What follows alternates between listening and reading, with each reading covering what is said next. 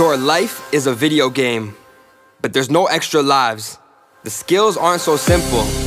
The characters aren't created equal, and almost everything is pay to play. So why should you play? Because it's the most exciting, most detailed game to ever exist. And the best part is, your adventure is completely up to you.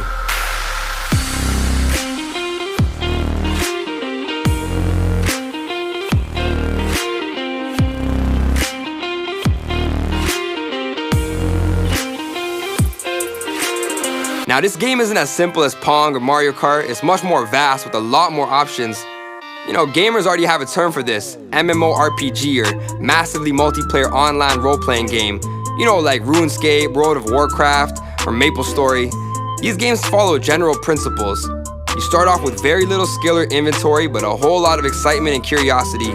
You complete quests and finish off enemies to gain experience, which over time lets you level up, gain more skills, abilities, and own better and bigger equipment and items. But to be honest, that's not really forced on you after you get past those initial stages. To be honest, you can do pretty much anything you want. For all anyone cares, you can just hang around popular areas and say random phrases all day, and that could be just as enjoyable and fulfilling to you as leveling up and fighting bosses might be for someone else. And because of this lack of direction, people tend to progress at their own pace. Everyone's journey is different and decided completely by them. Now, back to reality. Wait, didn't sound so different, did it? You start off with very little skill or possessions, but a whole lot of curiosity. You grow up in this tutorial stage we call childhood, but once you're an adult, it's really up to you to figure out what you want to do with life. For all anyone cares, you could end up a hippie in a forest or homeless on the corner. It really doesn't matter. You could say the goal is to get a job or start a family or be kind or have a lot of money or possessions, but none of that is inherently true. The reality is, life is pointless. Really, life just is. And because of this inherent lack of direction, people tend to progress at their own pace, or in some instances, not at all.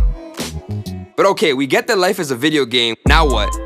Should you just test your fall damage and jump off this bridge? Or maybe this entire life is Tutorial Island and you need to die to get into the real game?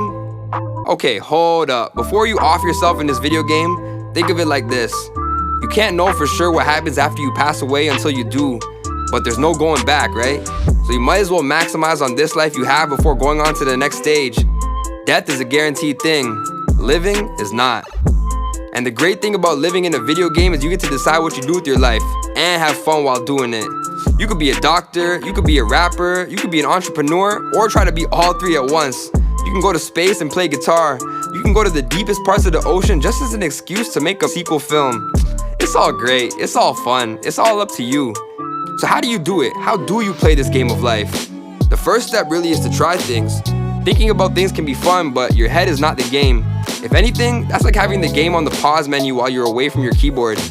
Taking action, exploring, learning, having new experiences, that's the game. So go out and try things, do things, and naturally find what excites you, what sparks your curiosity, what invigorates you, what makes you want to get up early in the morning. And once you've tapped into your passions and created goals you want to reach, you need to level up and reach them. That's what keeps things continuously exciting and fun. This game is the longest one you'll ever play. It's easy to get lost in the grind just doing what everyone else is doing. Never forget that this game is yours to decide, and there's billions of paths for you to choose from. So go out there, try something, level up, and keep playing this game of life, or it will definitely play you.